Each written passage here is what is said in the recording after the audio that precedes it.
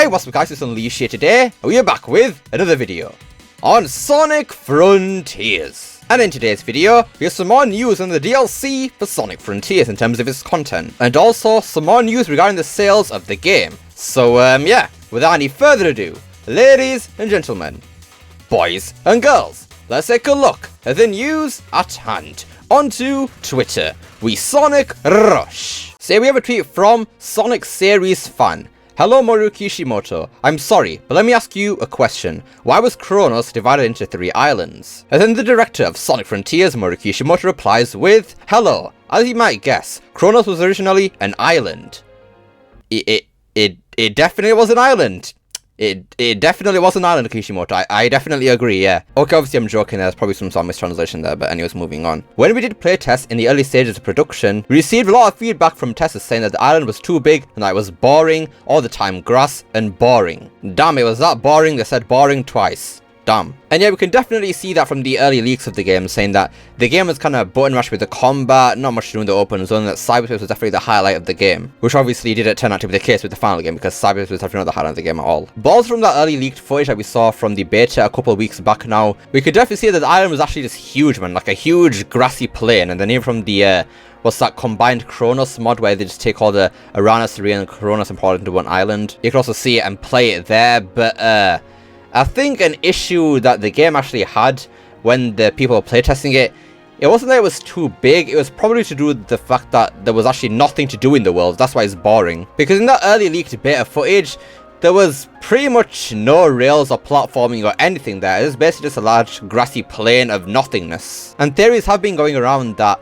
the grind rails and whatnot in the sky were added after the playtesters were complaining about it, saying that the island was too boring. So I'm guessing Kishimoto took kind of the wrong feedback there, in my opinion. Because while, yeah, they were complaining that the island was probably too big and then it was just grass and that's it, I think if you had some actual stuff to do in the world, like the open zone platforming that we have now, it would have been a lot less boring. But then at the same time, the early object layouts for Kronos in the early version of the game didn't seem to have much platforming on Ria or Uranus Island. It was mostly on Kronos section of the island, so maybe there was still nothing to do there, I don't know. But at the end of the day, I still think that Kronos should have just been one huge island, man.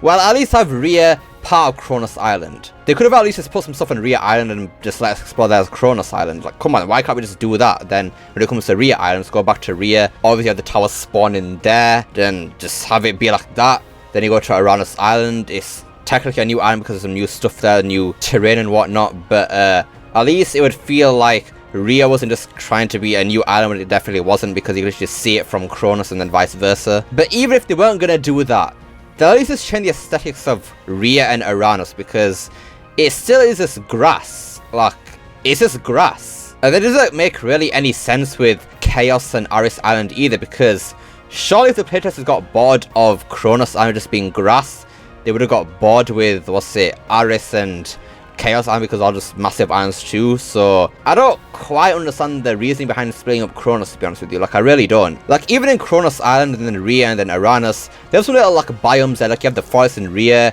then you have those muddy plain things in Uranus or whatever, then you have the last massive arching caves or whatever you want to call them, and then you have the flower fields and whatnot. So even on the original Kronos Island, there was still some variety in there. So yeah, I still don't think that this is a very valid excuse. Like, I'm sorry Kishimoto, no offense, but I don't think this is a valid excuse, to be honest with you. Like, come on, man, they should have just put more platforming stuff in there, because yeah, that's why it's probably boring, because there's nothing to do there. Anyways, after that massive tangent, we'll carry on now, yeah? Okay. Various modifications and ideas were incorporated to solve this problem, but one of them was to make the island smaller and move to the next island before getting tired of the scenery of the first island to play and enjoy the scenery. I decided to divide Kronos Island into parts so that players would get bored with the look of it, not just the gameplay. And again, like I said earlier, this doesn't really make any sense, because you just go back to Ria and then Uranus again, and there's a grass there again, so I don't really understand that point, but moving on. With these fixes, we were able to get a positive evaluation in the next playtest, and it became the current shape where the island becomes wider as you go further. So I guess what it's trying to say here is that as the game goes on, the islands get bigger, I think that's what it's trying to say here. I'm not too sure. And I guess that's kind of true, though it's kind of debatable whether Aris is smaller than Chaos. I mean, they seem kind of around a similar size or whatever, and then Uranus is definitely not a bigger island than Chaos or Ares, that's definitely for sure, and then even Rhea, definitely not. But here's the juicy stuff right here. However, as everyone's pointed out here, I also agree that the climax of Uranus Island, which is the largest island, is Uranus the largest island in the game? Is it? I don't think it is it?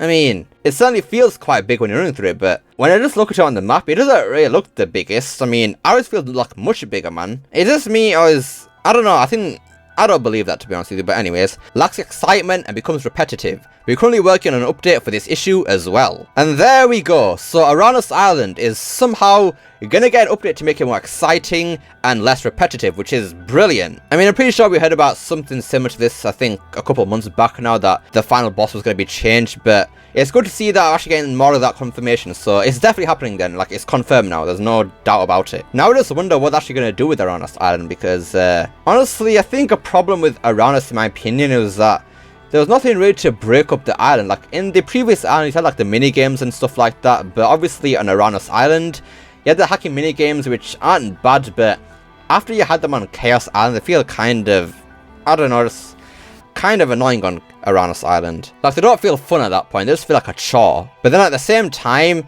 in the context of Uranus Island, they're supposed to be hurrying to get the emeralds, and doing little mini games doesn't really seem fitting for that kind of context, so I don't quite know how they're going to fix Uranus Island. The only thing I can think of really is to have some sort of end of the world thing where instead of Sonic's friends is going to Cyberus to save Sonic from his cyber corruption, we have some sort of end of the world thing where you play as Knuckles, Tails and Amy on Uranus Island, obviously to get the emeralds and whatnot, and I think if they do that, that could kind of make it feel more exciting, because you're not just playing as Sonic anymore, it's actually playing as his friends now, which makes it a bit more exciting. Because by Uranus Island at that point, you've done 3 islands with the same thing over and over again, so I guess the Rhea kind of breaks it up too, so that's kind of a little break there, but still.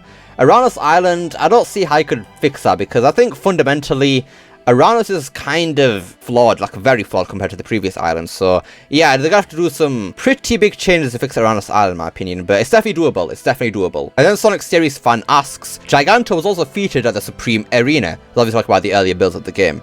Will it be possible to release this version of Kronos or an earlier build at some point? Then unfortunately Kishimoto responds with, the build by Gigant, okay, appeared in the Supreme Arena was when Kronos Island, wait, why is it spelling Kronos right now? It was doing it with the CH before. I don't know, Google Translate be doing some weird stuff. Okay then, anyways, moving on. Kronos Island was still one big island. This is a build that was not well received in playtests, so I'm embarrassed and I don't think it will be released. Well, that's a bit of a shame, but you know, Kishimoto, if you just you know, slide over to me and, you know, I won't tell anybody, don't worry, I won't say nothing. I mean, sure, you can trust me, Kishimoto, I'm a very trustworthy person, trust me, yeah. I'm very trustworthy. But anyways, on a more serious note, I don't think this was ever going to be a possibility where they just release an earlier version of the game, because I don't think that's ever happened in the history of anything, so yeah, this is a bit of a reach there, but maybe they could release some footage of it or something, I don't know, some development footage, I think that would be pretty cool, but yeah, nothing to be expected, to be honest. Right, then let's start talking some numbers with Sonic Frontiers, because here we have right here from Sonic Stadium, Sega's revealed at their Rovia press conference that Sonic Frontiers has sold 3.5 million units, how lovely. This is an increase of 300,000 since the start of April. It was also posted ahead of Sonic Heroes, making it the best-selling 3D Sonic game. So yeah, if you didn't already know, for some reason, Sega went ahead and bought Rovio. I still find it a bit baffling as to why they did that, but I'm guessing they have some motivation which I do not understand right now, so you do you, Sega, you do you. But yeah, anyways, after going to that Rovia press conference, I've just revealed right here that, yeah, Frontiers has sold 3.5 million units now, so it's the best-selling 3D Sonic game now. Yeah. That's great, right? That's great. Well, at least we think it's sold that much, because right here we have from Sonic Stadium again. Sega itself hasn't come out and confirmed the milestone yet. We're operating on publicly available info they're releasing their fiscal reports over the years. And then Tails' channel also say that right here. Tails' channel has reached out to Sega Sammy Holdings for comment. A spokesperson clarified that the official Sonic Frontier sales figure remains to be over 3.2 million as of the end of March 2023, from late April, not the 3.5 million figure said by Utsumi on 2nd of May. And yeah, I don't think it's actually confirmed 100% right now, because if you just think about it right now, if Frontiers was actually the best selling 3D Sonic game right now, don't you think Sega would come out and just say it right now? Like, they'd be just tooting their own horn so hard right now, like, they would definitely be doing that right now, but they haven't, so it's not 100% right now, but honestly, if it hasn't happened right now, I could definitely see it happening in the last coming months, so it's definitely gonna happen at some point, trust me. And yeah, I'm very happy about that, very happy about that. Sonic is looking in a very good place right now, which is fantastic, man, I can't complain. Let's just hope we can aim for that 5 million at some point, because 5 million sales for a Sonic game, 3D game in 2023, that'd be pretty big, man. That would be pretty big. And if you want Sonic to be truly seen as a great franchise in terms of video games again, then yeah, we need to be hitting those sorts of numbers, man. Like, trust me, we need to be hitting those numbers right now. Anyways, that about does it for today's video. So yeah, Aranos Island is obviously gonna get some updates in the DLC, and don't know if it's gonna be the second or third update. I'm guessing the third one is gonna be pretty big, but who knows? And then obviously, unofficially, Sonic Frontiers is the best selling 3D Sonic game of all time now, so that's nice. I mean, we all love to hear some stuff like that, don't we? But what do you guys think of this news? How much do you think that Aranos Island is going to change in the upcoming updates? Let me know down below. I'd love to see what you guys have to say. I hope you enjoyed this video. Don't forget to like, share, subscribe, especially that last one. Don't forget to become unleashed. Pressing that join button down below. Remember, it's not necessary. And I'll see you all next time. Peace!